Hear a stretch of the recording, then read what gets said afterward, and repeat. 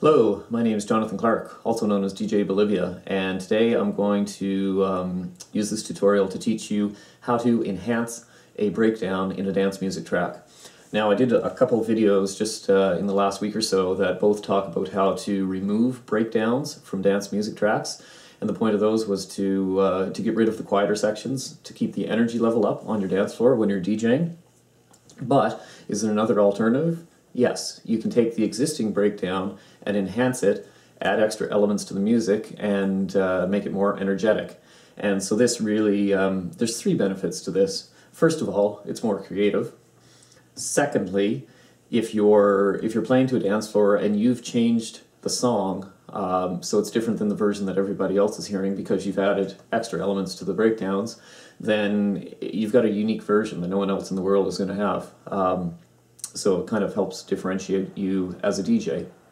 And third, of course, if you're taking the breakdowns out of a piece of music, you're shortening the length of that music, and that's a drawback if you're a DJ, because if your track starts out pretty short anyway, like say it's only 3.5 or 4 minutes, and you've cut some of the music out, it doesn't give you a whole lot of time for mixing. So keeping the song longer by retaining the breakdowns and just giving them more energy, that's probably a much better option. Now, in this video, the only software that I'm going to use is Ableton Live. And I'm very familiar with a lot of other DAWs, like Pro Tools I use constantly, Cubase, Sonar, Reason, Audition, Audacity, all kinds of them. But trust me, if you're going to do this kind of work, Ableton is probably by far the easiest piece of software that you can use to do this stuff. And if you're not familiar with Ableton yet, what you should do is watch a couple of my other tutorial videos.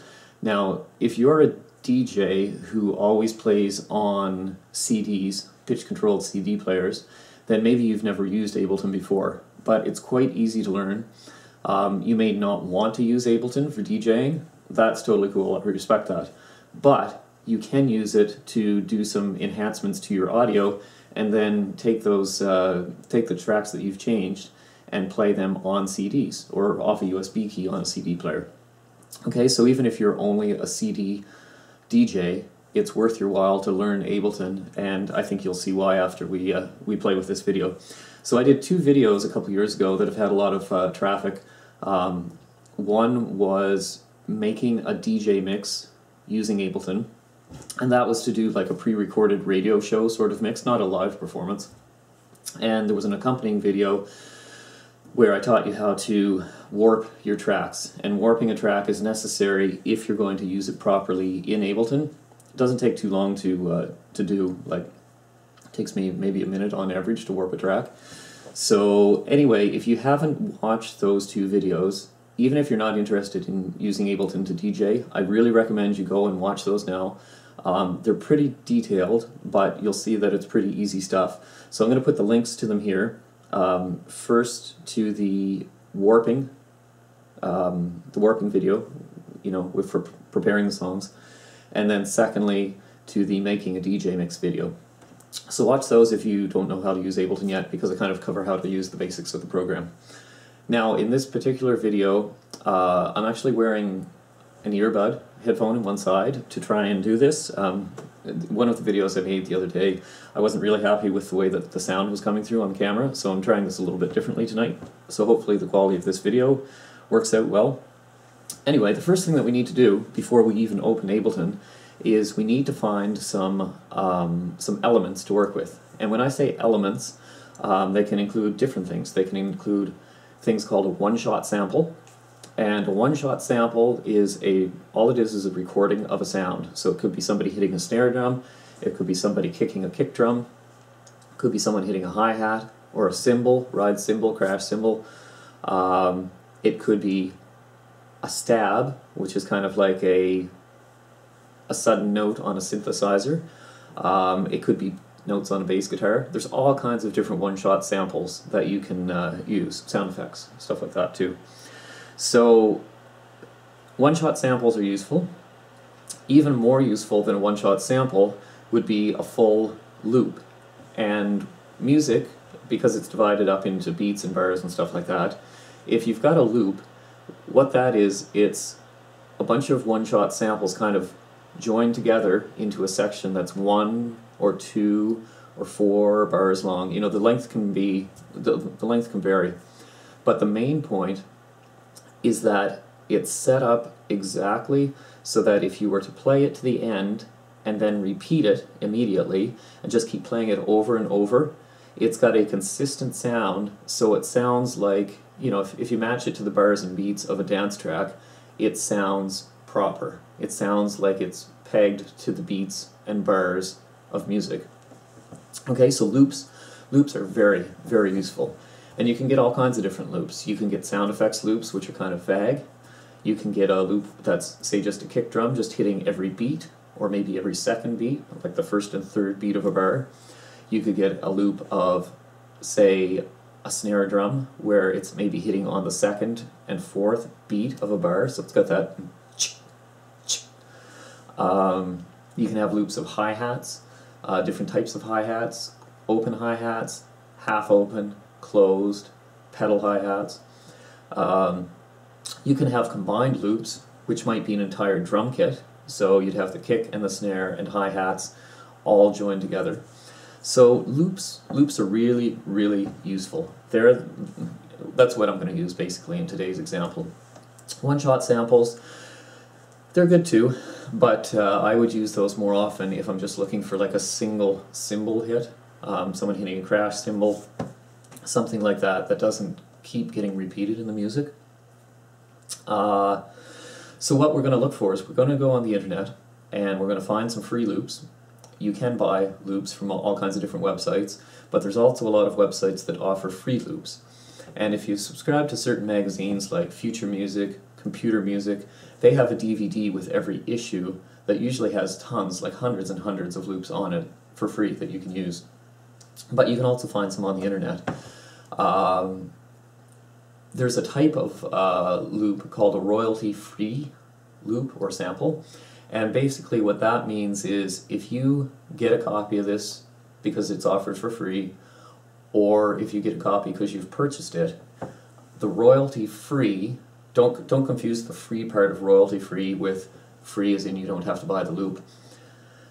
Loops are either free or paid, but royalty-free means that you're allowed to use the loop for purposes other than just yourself.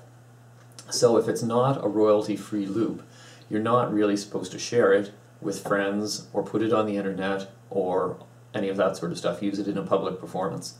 But with a royalty-free loop, generally the whole point is that you're allowed to use it, share it with the world, put it in your own music, play it at a performance, stuff like that. So if you're a DJ, do you have to use a royalty-free loop? Not really, but I would recommend it. It's sort of a good best practice. So let's do a quick internet search. We'll go to the laptop, we'll look for some royalty-free loops, we'll download them, then I'm going to open Ableton. I'm going to bring in a track that I used in one of the other videos about removing breakdowns from tracks, and we're going to build up that breakdown so it's got a lot more energy by bringing some loops in. And I'm going to presume that you do know the basics of Ableton because you've watched those other two videos or because you know how to use it anyway.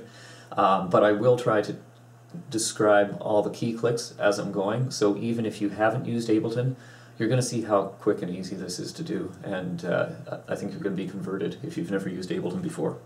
So let's get to work and we'll find some loops. Okay, so let's open up our browser, and what I'm going to do is I'm going to search for royalty-free dance loops, and let's see what we can find.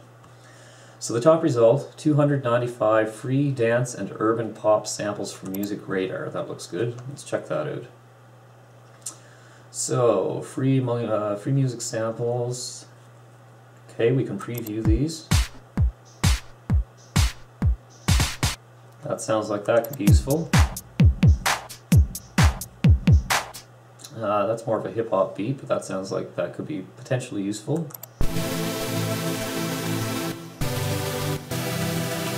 Probably won't use strings because we're trying to add energy. Not sure if we'd use that. Anyway, those look like they could be useful. So let's save those. I'll put those on the desktop. And so that's downloading pretty quickly. There's all kinds of sources. Like seriously, if you look around the internet, there's thousands and thousands of places that you can download loops. There's all kinds of DJs that offer them as part of their own websites. There's production people, there's studios that offer them. Places like the magazines, Sound on Sound, Computer Music, Future Music, stuff like that. You can also find some loops on torrent sites, although you have to be careful because not all of those are probably the most appropriate things to use. You want to stick with things that people are allowing you to use. That's probably the best approach. So, while this finishes downloading, what I'm going to do is I'll pause here for a second. Once this finishes downloading, I'll unzip the file and then we'll get to work. Okay, so now we have the file's been downloaded, I unzipped it, it's sitting in a folder in my desktop, and so let's take a look at it and see what kind of sounds we have. So beats.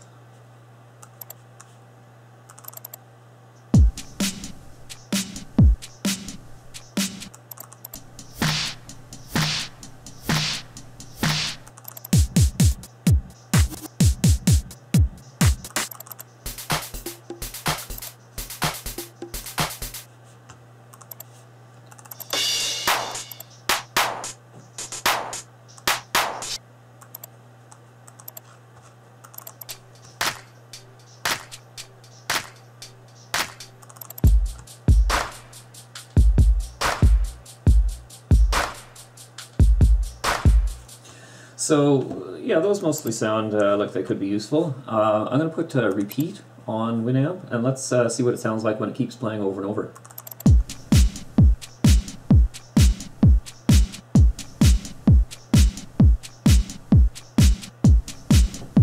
Okay, so you can see how that when you keep repeating it, it's useful.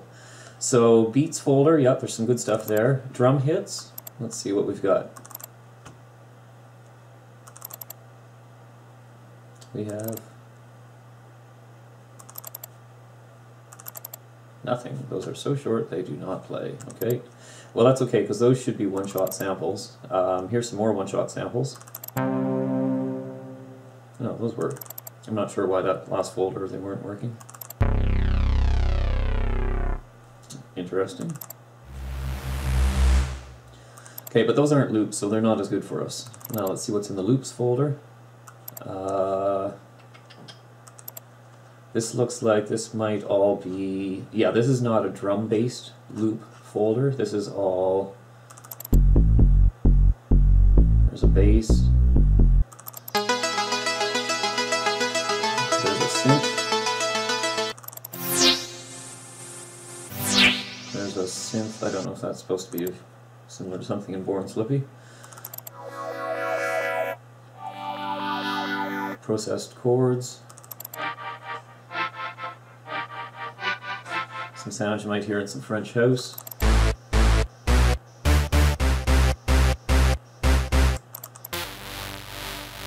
There's a saw synth.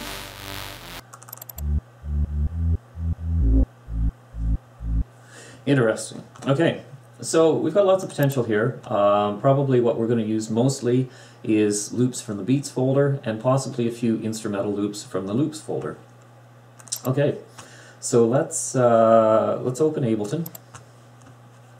We don't need Winamp up there anymore. So once you've opened Ableton, what you're going to want to do is there's the default set that I've got. Now I don't need those two MIDI tracks, so let's get rid of those. I'm right-clicking and deleting. Now let's right-click and insert audio track, insert audio track. We'll do that a couple times. Let's make these a little bit wider so we can see what we're doing better. Now I'm going to open the file browser by clicking here, and I'm going to go to the desktop. Enhancing breakdown. So here's the song that I want to work with, and you can see that it's got these two sections here. And I'm going to bring that into arrangement view, so I'm going to click and keep the mouse button held down, and then I'm going to hit the tab key, and then it flips over to arrangement view, and you can drag your file around, and once you've got it where you want, let go, and it drops it into arrangement view. So what I've done, you can see the bars indicator up here, so I've put this at the beginning, the first bar in arrangement view. And if you needed to, you can hold down the mouse button and slide it back and forth and let go and put it in a different spot. Here's my magnifying glass. I'm going to click the mouse button, scroll up, and that zooms out. Now this track is already warped, remember that, so that's why this is going to work so easily. You have to warp your track before you can do any of this stuff.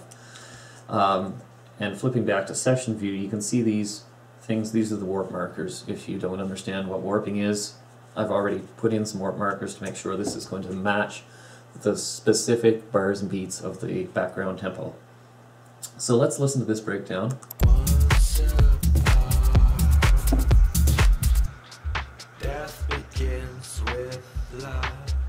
Okay, so that's pretty quiet, and at this point your dance floor is going to lose a little bit of energy. Now if they've been dancing hard for a couple hours, they may appreciate that, but more often than not, I find that a long breakdown kind of destroys the momentum of the dance floor. Okay, so what I did with one of the other videos was show how easy it is to just highlight a section, delete it, and then you can hear, I'll zoom in there a little bit, and you can hear, because this is warped well, that it's going to play smoothly across where that break used to be.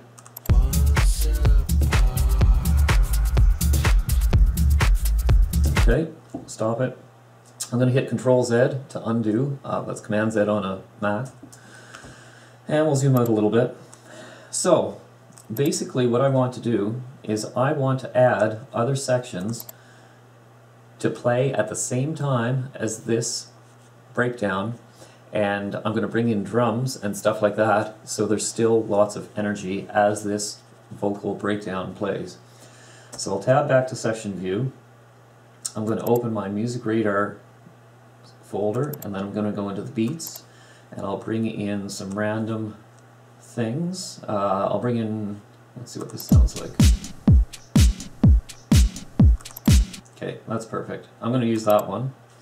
And I'm also going to go into the loops folder, and I'm going to bring in just a couple. Let's go with Bashful Bass 2. And we'll go with Bashful Bass 3, and we'll go with Buzz Bass 1, and we'll go with Buzz Bass 2, and we'll go with the Slippy synth. Okay, and I'm going to close the file browser so I can see what's going on better here. Now you can see channel 1. I have, actually let's move these over here. Channel 1, I have my pop dance loop. 2, I've got the track. 3, I've got my buzz bass samples. 4, I've got some other samples. Flipping to arrangement view. Looking at this, I put the song itself into track 1. So you'll notice that just because the session view has the clip of the song sitting in track 2 does not mean it has to stay in track 2 when it's over here. Would that make sense? Yes, it kind of makes sense from an organizational point of view, but I could also flip things around here if I'm just trying to make things make sense to me mentally. Okay, so let's bring in the pop dance sample, and what I'm going to do, again, hold down the mouse button, hit tab, and bring it over here. So let's play.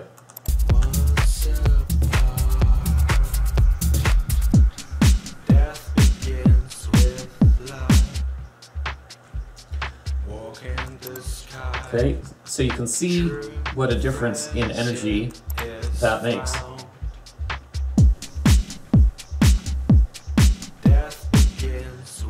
Okay, so I like that. Now normally with a clip you can just hold the mouse button down, move it left and right, move it around. Now what I'm going to do, instead of bringing in a whole bunch of times, is I am going to, which I could do, I could bring it in again and just do that 1, 2, 3, 4, 5, 6, 7. I could do that 8 times to fill up the whole section. But it's also possible to hold down, see if I put my cursor on the top left or top right of a clip, you get that square bracket forming. If I have the square bracket, I hold down the mouse button and then I drag to the right, it extends the clip by repeating it. So now I've got the whole thing. Death begins with love. Walk in the sky. Okay, that's not too bad. Now it's certainly a different sounding drum beat.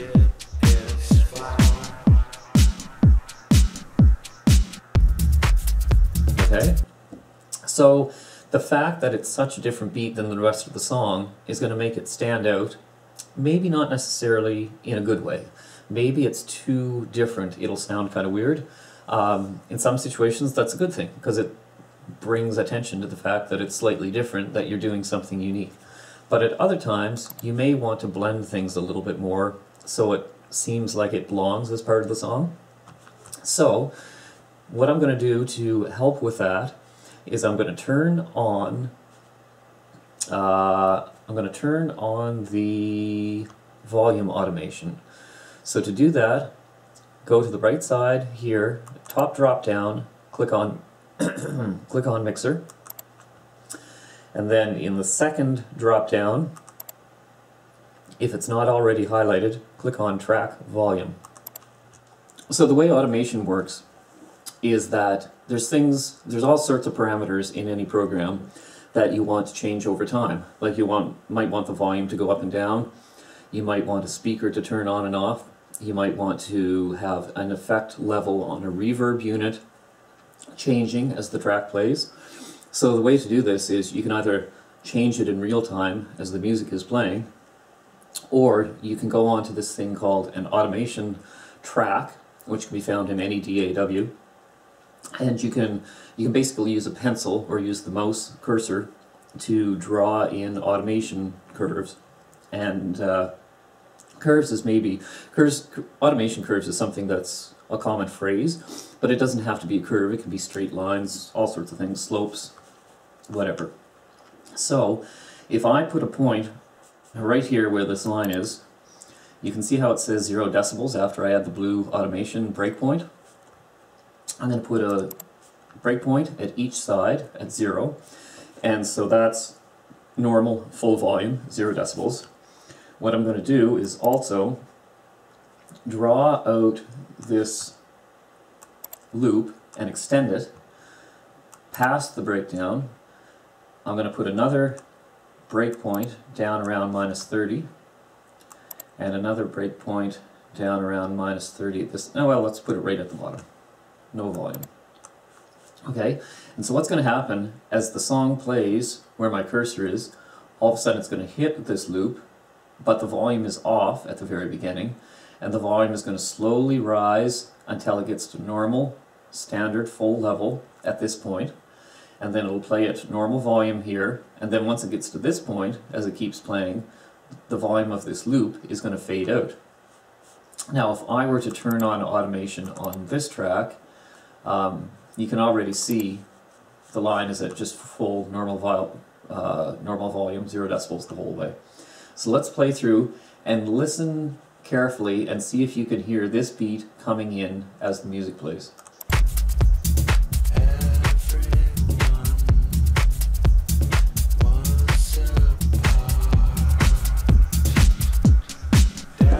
Okay, so you can kind of hear that. Let's hear it playing out.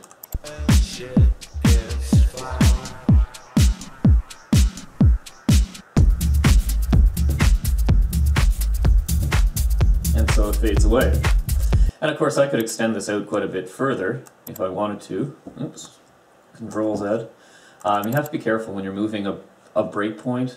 If there's a breakpoint already there and you move it around, sometimes it wants to move the whole thing with you. So what I often do is double click to delete that breakpoint and then put a new one in.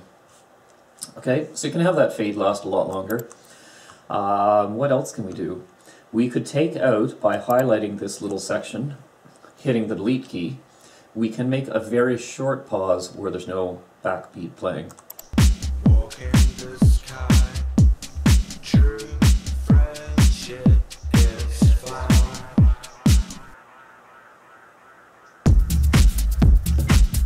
Okay, that sounds kind of cool.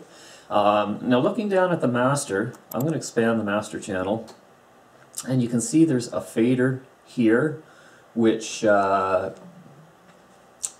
it gives you the overall volume level. True And you can see we're in the red. is found. Okay. Yet when I'm out here, I'm not in the red. And the reason for that is because even though this track by itself never goes over the 0 decibel mark, once you add extra volume from extra clips, you can be pushing it to the point where it's higher than 0 decibels, which means it's distorting a little bit. So what I will often do is I will bring volumes down on everything a little bit, just to make sure that once all the different audio clips are summed together and playing, they're not going to make this thing clip. So let's try that again. Friendship is found.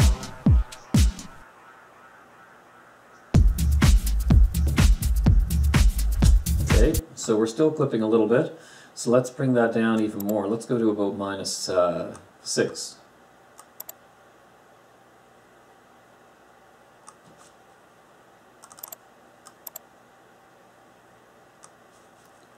Friendship is found.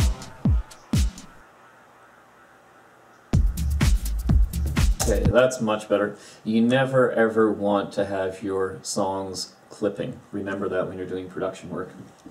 Okay, so let's downsize the master again. Let's flip over here and bring in Buzz Bass 1. And what we'll do is we'll put this right here. We will extend it. And so we've got a better idea of what it sounds like. Let's temporarily turn the volume off this track by hitting this track indicator. And when it's yellow, it means play, and when it's grayed out, it means don't play.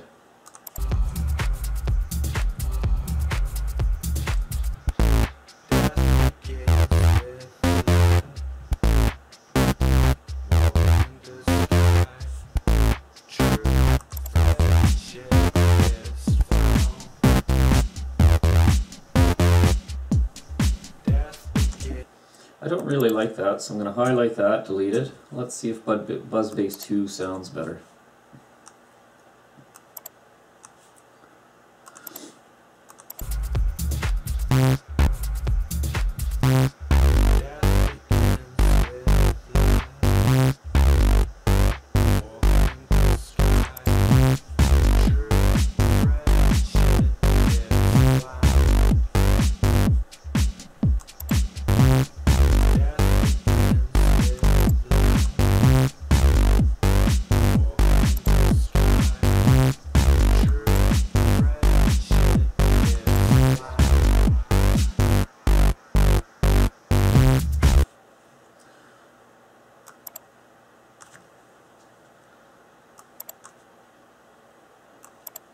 Okay, so what I'm going to do is turn my volume automation on here, and I'm going to put it at -6 at this end, -6 at this end, and have this fading in slowly. So let's see what this sounds like.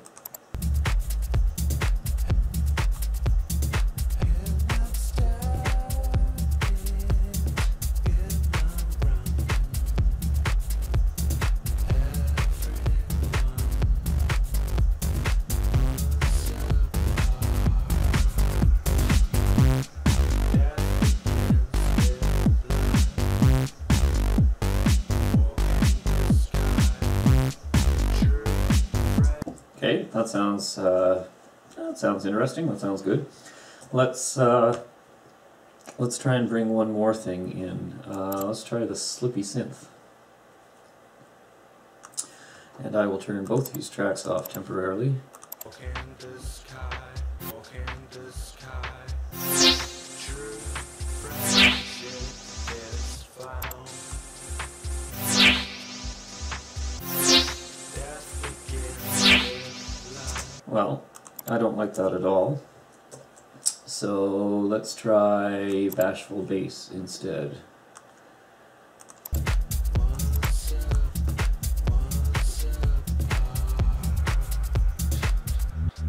Death begins with love. Walk in the sky. True friendship is found.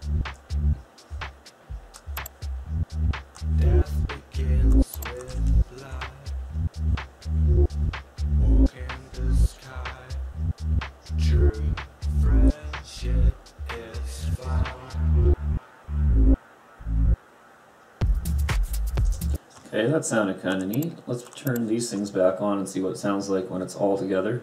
And of course, I want to fade that one down a little bit too, but I'm not going to fade that one down all the way because it's kind of quieter loop anyway.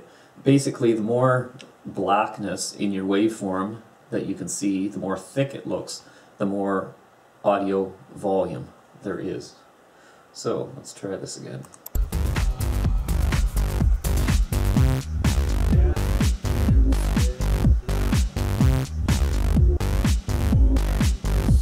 Okay, right off the bat, that sounds too loud to me. Oops, we've got... You have to be careful when you turn these off and on, because what happens is it changes your parameter from volume to speaker on. So let's put it back to track volume. Let's put the... let's put it down to here, and let's have it fading in more gradually. See what happens.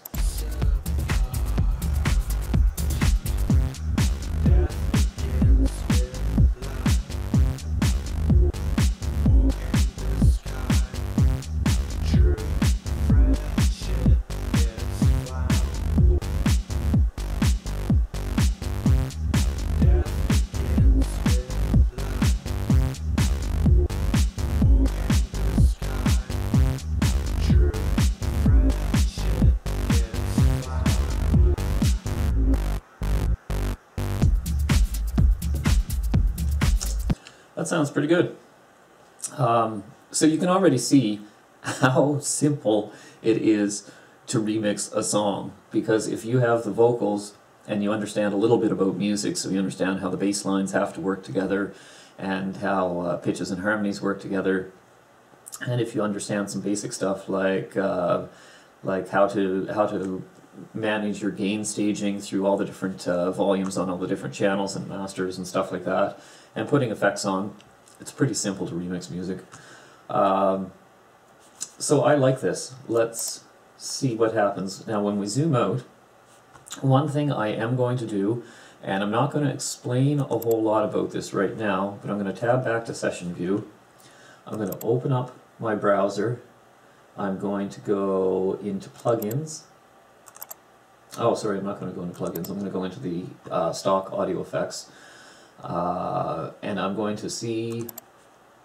Now, I'm using the Suite version of Ableton, and I'm not sure that the limiter is included in the basic version, so you may not be able to do this.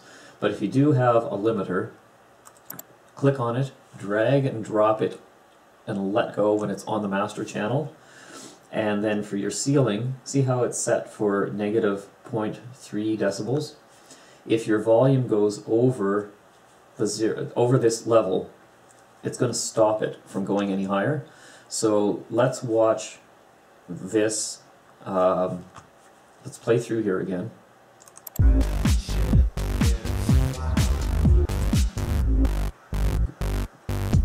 So you can see that it stayed in the green the whole time. Now let's turn the limiter off temporarily. Try it again and see if it goes into the red.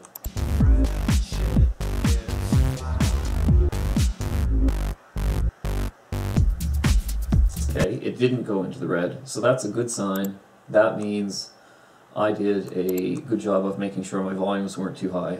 But if I had put too much sound energy together in the same spot by See, I've layered a few more things just temporarily to see what happens. Okay, see how I've got a little bit of red there now because I've got so much sound energy here? Let's go back into, we'll click on the master channel so we can see this. We'll put the limiter, turn it back on, and play through.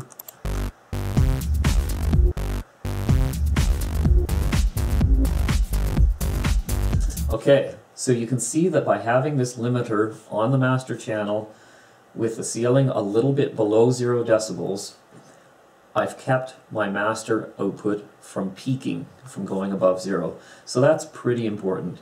Now, don't use the limiter as a band-aid solution and ignore all the other stuff. What you should really do is you should be able to do the stuff without the limiter, but if you're managing your production work and you find that you're in the green 99% of the time and occasionally the music just barely pops over the 0 decibel mark, instead of doing a ton of adjustments to your volumes on all sorts of parts of your production, of your session, it might be easier to put a limiter on to do a very small amount of limiting and keeping it below that 0 decibel mark. Okay, so let's back those two back off because I didn't want those there originally. And I am going to play this once more through just to make sure everything's good. And I'm going to keep looking at my green, make sure that makes sense, but it will. It won't go into the red.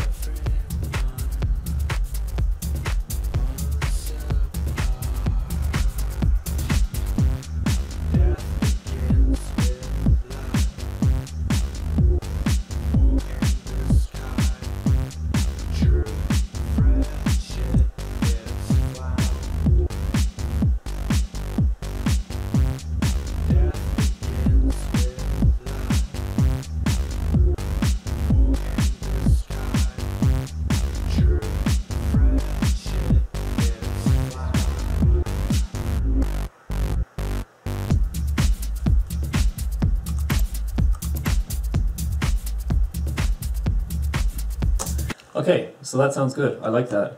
So now what do you do?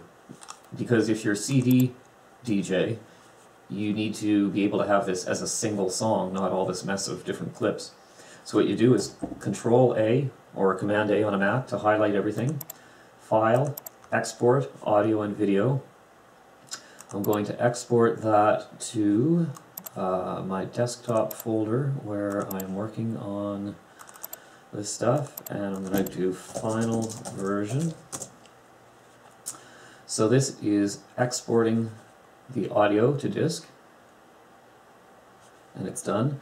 Now if we zoom in again, you can see that it's around the 2:25 mark. Well, actually the 2 minute and 18 second mark is when the stuff starts coming in and goes up to just past 3 minutes. And if you ignore these 3 sections and just look at the, let's say those weren't there. If you just look at the top track, you've got a breakdown here and a breakdown there. I probably would have copied all of this stuff and moved it over here, an exact copy, or maybe play with it a little bit so there's a bit of variety. But let's go and we will open, we'll use Audition, and we will open the final version. Ah, this is interesting. Okay, so you can see where this breakdown that I didn't play with has not been altered, and you can see this section where the breakdown was, but I've added the clips. Now, looking at the overall volume of the track, minus 6 decibels, you can see that we've got a bit of a problem there because I don't have consistent volume everywhere. So you may want to do some adjustments to that to fix it.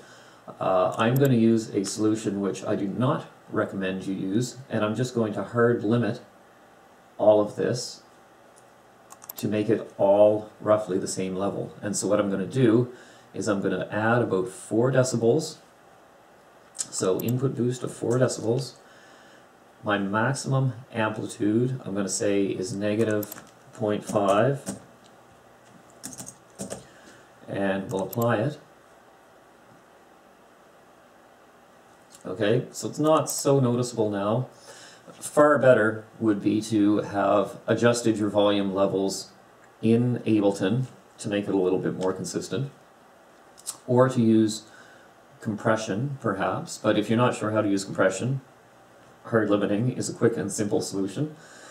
So let's play once more from here to here, and actually just to the end here, and you're going to see what it sounds like after I've got the volume levels almost the same. Actually, you know what, I'm going to take another step. I'm going to boost it another decibel, just to make it even more smooth.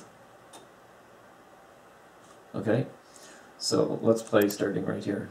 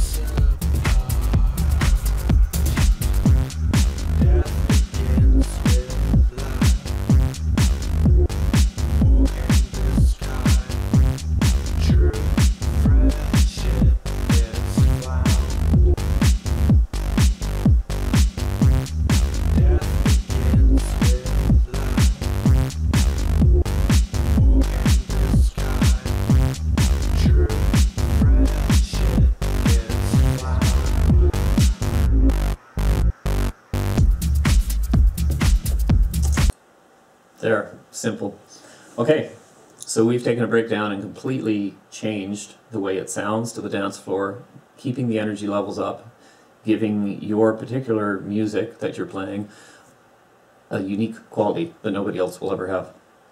Unless, of course, they do the same thing with the same loops. So hopefully this video has given you a little bit of an appetite for learning more about production work. If you're a DJ and you really want to differentiate yourself, you have to learn production. So look at some of my audio recording tutorials. Even if you think that you're not interested in audio recording, a lot of the techniques that you'll learn in that sort of stuff, like using microphones, recording vocals, learning how effects work, reverb, delay, stuff like that, all that sort of stuff is applicable to audio production in a dance music environment and in a hip-hop environment. And you're going to be able to start you'll realize that this is not really rocket science. I mean, yes, there's a lot of tricky little things that you'll want to learn in order to get really professional productions. There's a lot of learning involved, but you can do basic, simple stuff like this so easily. A couple weeks, if you're working in the evenings, 2 or 3 hours per evening for a couple weeks, you can learn pretty much everything I've done in this video and much more. And you can basically learn how to remix your own tracks. So it's definitely worth your effort to do so. So that's all I'm going to teach you for today. I'm going to put a link here in just a second, which you can click on and go to the video page on my own main website. And that video page lists all the different videos that I've put on YouTube, tutorials, kind of in an organized manner. So you're going to see some DJing stuff, you're also going to see some Ableton stuff, some production stuff, and so I encourage you to look at some of those things and really broaden your knowledge beyond just straightforward playing other people's songs. Okay, thanks for watching.